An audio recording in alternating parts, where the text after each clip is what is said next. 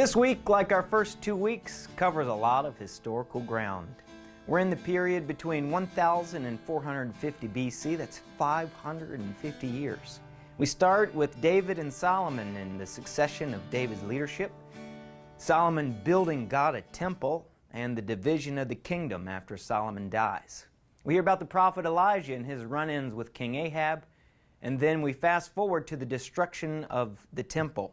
But we get a promise about better days ahead and instructions for worshiping in a foreign land. The common thread from 1 Kings through Zephaniah is God's commitment to uphold His end of the deal. Over and over, the community and their leaders take turns breaking their promises. God sends prophet after prophet to straighten things out. Finally, the time comes when God must act. So Israel is conquered, followed by Judah.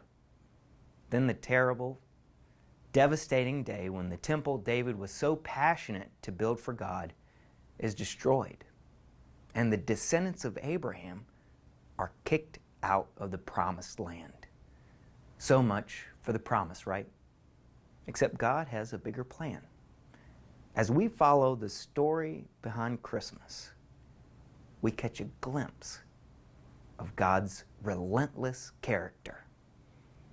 We get to see firsthand a great reminder for us today. We're living through radical shifts in leadership and power. Our communities often feel torn apart for so many reasons. Yet, everything that we're going through today is echoed in so many of the stories that we're reading about in this Bible reading plan.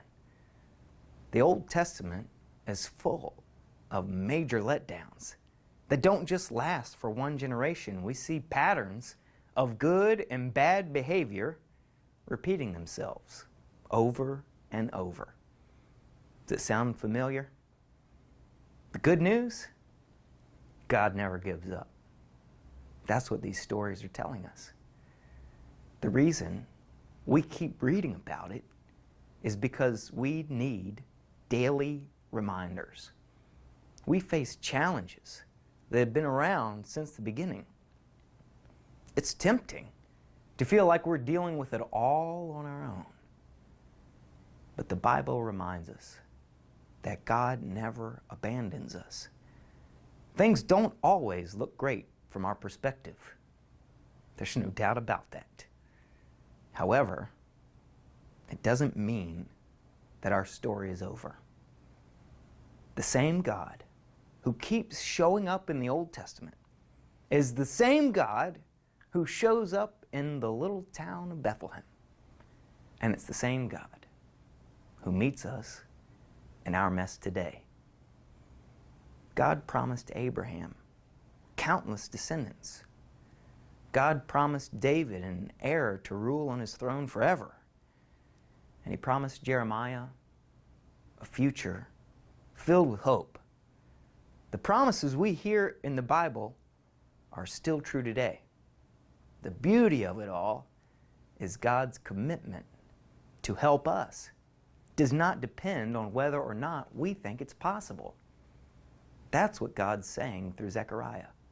When the former residents of Jerusalem were living in captivity, they were kicked out, living in exile. God promises that the same city they left in ashes will one day be full of children playing in its plazas.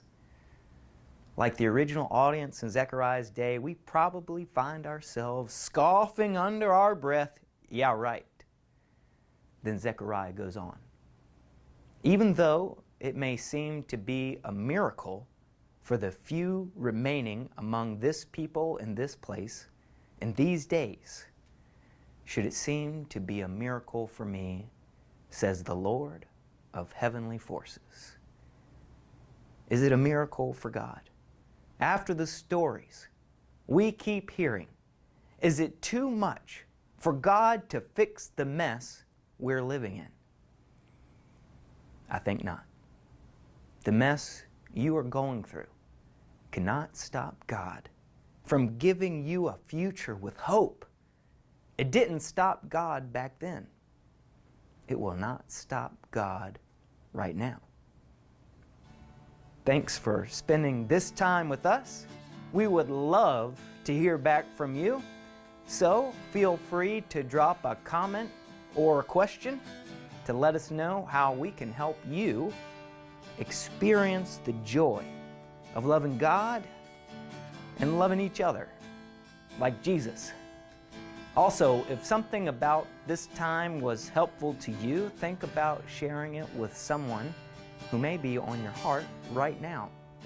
You may be the answer to someone else's prayer. See you next time.